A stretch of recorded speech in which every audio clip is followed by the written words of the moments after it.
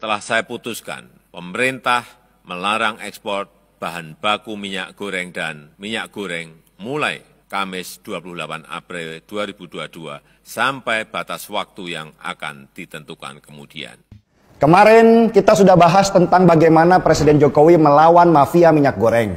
Mafia ini memang kuat banget karena mereka yang menguasai hampir 100% lahan sawit di Indonesia dan juga menguasai hampir 60% pasokan minyak sawit dunia. Gile kan? 60% minyak sawit dunia dipasok dari Indonesia. Apa itu artinya? Artinya, Indonesia punya kekuatan luar biasa untuk memainkan perannya di dunia internasional. Bayangkan, seandainya Indonesia stop ekspor minyak sawit ke dunia, apa nggak kelabakan mereka? Ya kelabakanlah, karena minyak sawit pelan-pelan sudah menjadi energi pengganti dari minyak fosil yang sudah mulai habis. Bahkan minyak goreng dari bahan sawit juga sudah mulai menggantikan minyak goreng dari biji matahari di Eropa. Dan kekuatan Indonesia ini mulai ditunjukkan oleh Presiden Jokowi berbarengan dengan naiknya harga minyak goreng di Indonesia karena permainan antara pejabat dan pengusaha yang lebih utamakan ekspor. Jokowi pun memainkan palunya. Stop ekspor sawit, dia bilang begitu. Kalau minyak goreng di dalam negeri harganya tidak kembali seperti semula, nggak perlu lagi ada ekspor sawit. Ya kelabakanlah pengusaha sawit. Gile, ini barang yang begini banyaknya harus dilempar kemana? Padahal Indonesia itu hanya butuh 20% saja dari total produksi sawit. Lah yang 80%-nya yang harusnya dilempar ke dunia, ini harus dijual kemana? Tapi memang Jokowi ini pinter. Masalah mahalnya harga minyak goreng ini sebenarnya hanyalah alasan saja untuk menstop ekspor minyak sawit. Tujuan utama Jokowi lebih besar dari itu. Dia ingin melihat reaksi dari masyarakat dunia ketika dia menutup keran ekspor sawit. Dan ternyata benar, respon dunia itu mulai kelihatan. Mereka teriak-teriak karena selama ini bergantung dari pasokan produksi Indonesia. Apa yang dilakukan Jokowi ini mirip dengan yang dilakukan oleh Vladimir Putin, Presiden Rusia.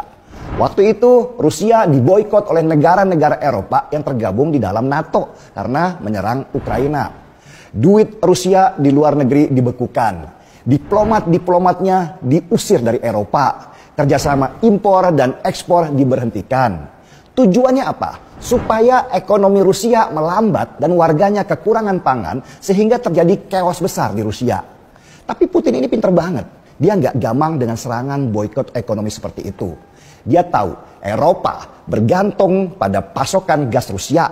Rusia mengekspor 40% gas ke Eropa.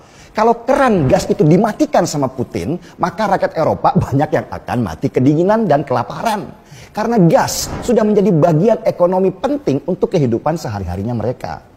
Yang pinternya lagi dari Putin adalah dia nggak ingin masyarakat Eropa menderita. Putin malah menekan pemerintah negara Eropa untuk tetap membeli gasnya. Tapi kali ini belinya harus pakai mata uang Rusia ya, yaitu rubel. Kenapa harus begitu? Supaya mata uang Rusia kuat dan tidak merosot dimainkan saat perang ekonomi itu. Apa yang dilakukan Jokowi benar-benar mirip dengan apa yang dilakukan oleh Putin. Dengan alasan menstabilkan harga minyak goreng di Indonesia, tujuan besar Jokowi adalah ingin membaca reaksi dunia. Sebagai pemegang pasokan produksi terbesar dunia untuk minyak sawit, berarti minyak sawit bisa jadi senjata kita supaya dunia bisa berhitung dengan Indonesia.